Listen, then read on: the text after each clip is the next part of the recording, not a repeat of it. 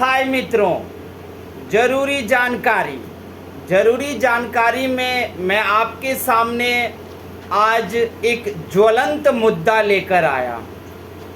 आज आप जिस तरफ देखो लोग उदास रहते हैं। आखिर उदासी का क्या कारण है?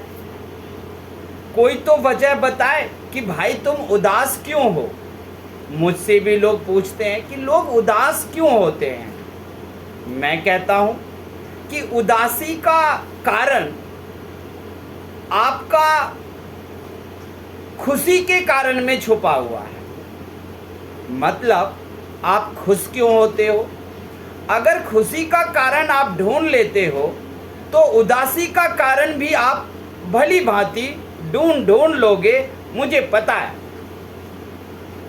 अब पहले तो सामाजिक या दुनियादारी के हिसाब से उदासी के कुछ कारण को हम बताएंगे आपको। जैसे उदासी का कारण कोई कहता है दिमागी असंतुलन होगा, दिमाग में अवसाद होगा, मानसिक समस्याएं होंगी, स्वास्थ्य समस्याएं होंगी, शारीरिक समस्याएं होंगी, दर्द होगा, थकान होगा, सामाजिक संबंध अच्छे नहीं होंगे, अकेलापन होगा, पारिवारिक तकलीफ होगी, इसलिए आपको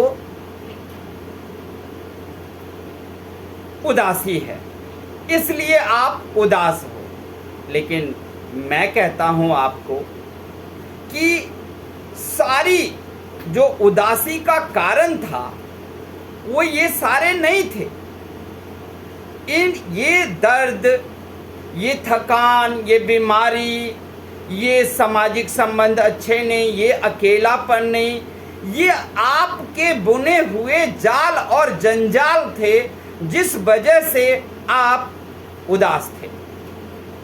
वरना उदासी का और कोई कारण नहीं दिखता है। उदासी के लिए आप खुशी को देखो। खुशी क्या है? खुशी प्राकृतिक है, जबकि उदासी कृत्रिम है।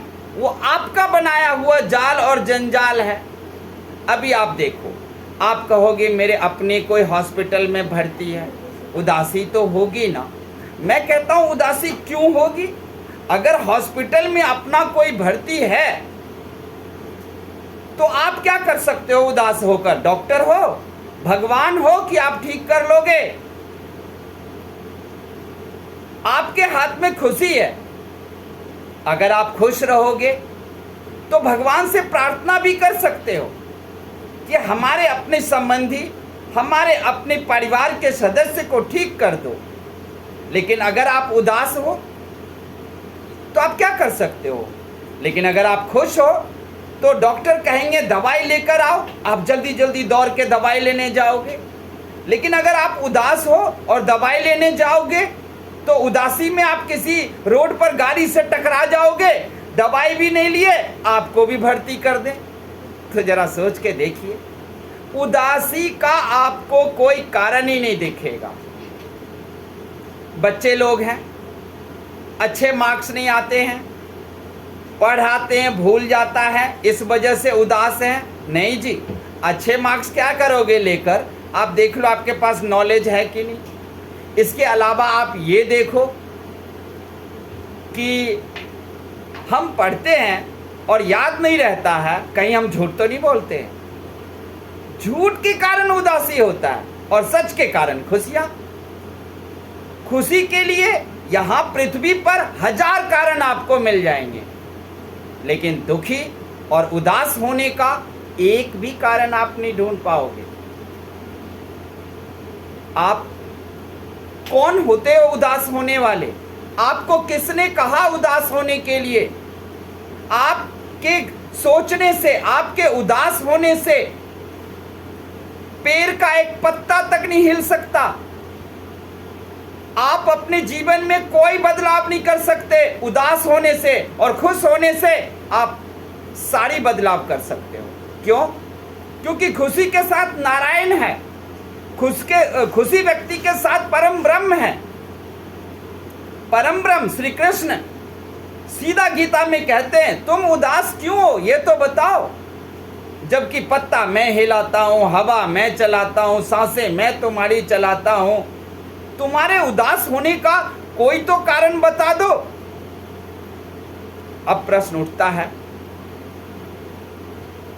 कि अगर आप उदास हो जाते हो, पहली बात आप उदास होते नहीं हो, आप उदासी खरीद कर लाते हो, आप दुख को खरीद कर लाते हो।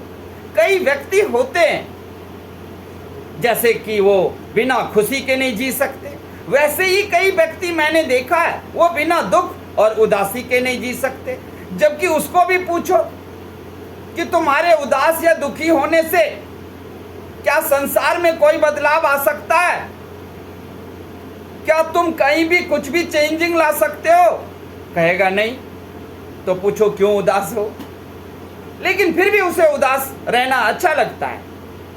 तो क्या करें अगर फिर भी वो उदास है और गाहे बगाहे आपको इतना समझाने के बाद भी अगर उदास हो ही जाते हो, तो भगवान श्री कृष्ण के गीता का वो उपदेश याद करो। क्या उपदेश था? मन में सोचो कि मैं क्यों उदास हूं, मेरा क्या था जो खो गया, मैं क्या लाया था जो यहां पर किसी को दे दिया, जो लिया यहीं से लिया, जो दिया यहीं को दिया। मेरा ना कोई रिश्ता है, ना मेरा कोई नाता है, मैं अकेला बिना कपड़ों का जन्मा और बिना कपड़ों के ही चले जाएंगे। वो कफन देना तो एक रीति है, एक रिवाज है, उससे कोई फर्क नहीं पड़ता। आपके रिश्ते, आपके नाते बिगड़ गए, आपके परिवार के सदस्य, आपके पुत्र, आपकी पुत्री को असमय निधन हो गया, आप उदास हो गए, आप दुख में चले गए। क्यों? आपका वो कोई नहीं था, याद नहीं है? जब अभिमन्यु मर गया तो अर्जुन कितना रो रहा था, आप सबको पता होगा। इतना रो रहा था कि वो गांडीव उठा ही नहीं रहे थे। फिर श्री कृष्ण ने अर्जुन को लेकर स्वर्ग गए और वहां अभिमन्यु एक बगीचे में बैठकर फल खा रहा था और वहां पर जाकर अर्जुन लिपट जाता है, मेरा पुत्र। अभिमन्यु जवाब देता है, किसका पुत्र?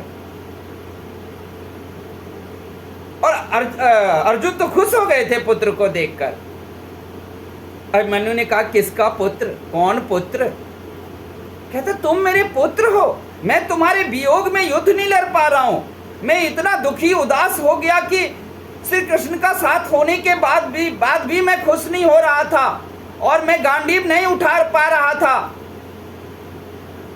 अभिमन्यु जवाब देते हैं, वाह वाह वाह, मैं तुम्हारे कोख में एक बार जन्म लिया तो तुम्हारा पुत्र हो गया और तुम मुझे स्वर्ग तक ढूंढते आ गए। लेकिन पूछो वासुदेव से कि इस सृष्टि में तुम मेरे कोख में कितनी बार जन्म लिए और मरे, क्या मैं एक बार भी तुम्हें अपना पुत्र कहने के लिए गया? तो अगर आपके पुत्र पुत्री किसी का भी अपनों का कुसमय असमय निधन होता है, आप दुखी हो जाते हो। क्यों? वो आपका कौन था? ये सब सृष्टि की रचना, रिश्ते नाते सब परम ब्रह्म ने तैयार किया है और वही चलाएंगे। याद रखना, हम सिर्फ यहाँ कर्तव्य निभाएंगे। क्या करेंगे? हम सिर्फ यहाँ पर कर्तव्य निभाएंगे। हम और किसी भी चीज में कहीं भी बदलाव नहीं कर सकते। ना हमारे हाथ में जन्म है, ना हमारे हाथ में मरण है।